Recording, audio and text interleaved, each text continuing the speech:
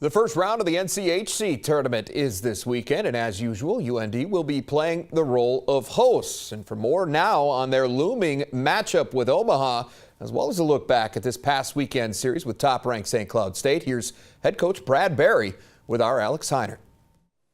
Brad Berry, first off, welcome to March. Your team will not be playing postseason hockey until this coming weekend, but you got a taste of it certainly this past week against St. Cloud State. Yeah, totally, Alex. That was total playoff hockey, obviously, with #1 team in the nation coming in our building. Our backs up against the wall for home ice. A lot of storylines going into it, and I thought our guys responded pretty well for 120 minutes. Yeah.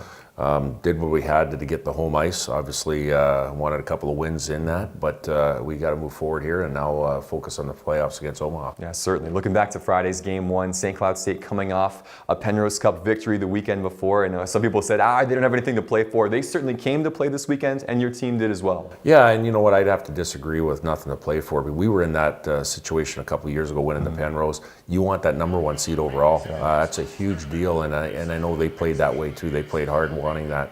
So again, they came in with the intensity they needed, and I thought us for 120 minutes we played the way we wanted to, and we need to do that this weekend again. Yeah, and I would say in game one especially, you matched or exceeded that intensity really from start to finish. Just a couple of tough goals go against you in terms of a breakaway chance, a shot off the pipe that goes in overtime. One of those nights where you played good enough to win, but in your words, you just found a way to lose the game. Yeah, and it's been like that all year too, scratching and clawing, trying to find ways to win, and then, you give up in the situation on Friday night, we have a 4-on-4 situation and we give up a breakaway. We can't really do that, at this time of year. So those are situations where we need to tighten up on a little bit.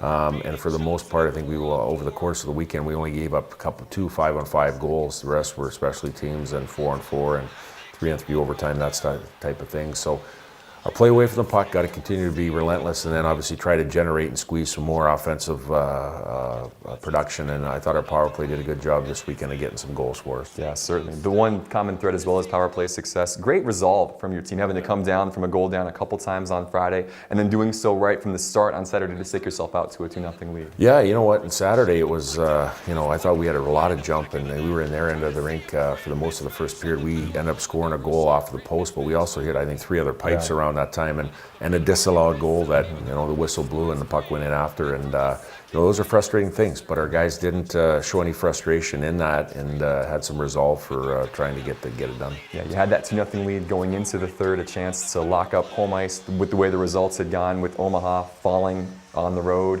and with Colorado College coming back to lose against Western Michigan after winning the night before. And then a couple penalties creep in at the start of the third period that proved costly for you. Yeah, and again, you always look at your game internally to see if they were well-deserved penalties or not. I don't know if there was a whole lot we did wrong garnishing that penalty, but irregardless, we lose the draw. They ended up making a good play and scoring a goal, which gives them momentum. Then they got one shortly after that. We call a timeout. And I thought after we did call that timeout, we got back to playing again. And again, it shows you the leadership within our group here of even though that they got momentum, we got it back again, and I think we hit a pipe thereafter too. Again, Nick Jones right away. Later in the game to get the win, and that's the way it's going.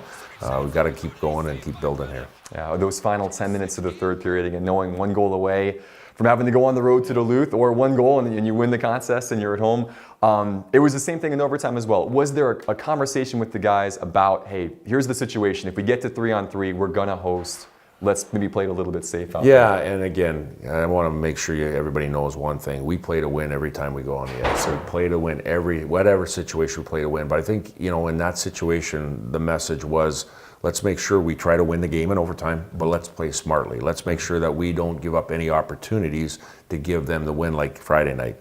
The guys bought in. They did, and then you could see that we got the point, and then obviously we wanted to get the win on 3-on-3, and Rhett Gardner did a good job of getting that. Yeah, which you did. Huge goal for Rhett in that 3-on-3. First 3-on-3 win this year for your team. How big was getting that puck in the back of the net in 3-on-3 for this team's momentum moving forward? Well, even though that point was inconsequential, all we needed was one, we got the extra one, winning the 3-on-3. It was big in the fact that it was a morale boost. We won a game. We won that game, and it was one of those things where we're going into this weekend with a win, and we need to make sure that we know that as far as what we did, what we had to do, and now we have to do what we have to do this weekend. Yeah, and you will have to do it against an Omaha team who will come to town. And we should say again, this is the now 16th straight year you'll host a first-round conference playoff series, which is an incredible streak. I think the next closest team is 7 back of you, which just shows how good this team has been.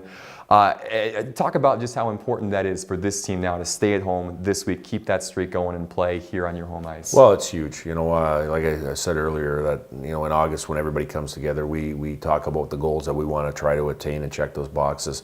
First one's getting home ice. We did that. Well, now the next one is solidifying ourselves in the national tournament and getting to the frozen face-off. We got to check those boxes this weekend coming up here, and our guys are doing a good job of keeping their feet in the ground and keeping their nose to the grindstone. And I don't see any other option going forward other than having success this weekend. Yeah, Mavericks come to town, a best-of-3 series, and again, not just frozen face-off, but certainly the NCAA tournament. This team is 1 spot ahead of you in the pairwise. Likely the loser of this series is going to be on the outside looking in. Going to be another playoff hockey series to savor this weekend. Well, it is, and again, it's that attitude. It's either us or them, Yeah. and we want it to be us. And again, it's man versus man, and again, that's the situations we're built here at North Dakota. Yeah, this is a team that you split with during the regular season, both taking a game off each other in the home rink. Maverick team that's playing well coming in. What do you see is going to be the difference in this series? Well, again, I think when you look at it, I think each individual play of our players collectively playing as a team, 5-man units on the ice. But in saying that, special teams are going to be a big deal. Discipline's going to be a big deal, and having that 120-minute focus of trying to win 2 games.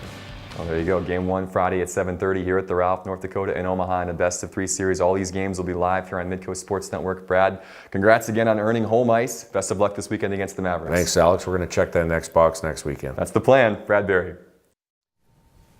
All right, thanks, Alex. We'll stick around. When we come back, we'll keep the UND hockey conversation going with a different Brad. The Grand Forks Herald's Brad Schlossman will give us his take on the weekend's big postseason series.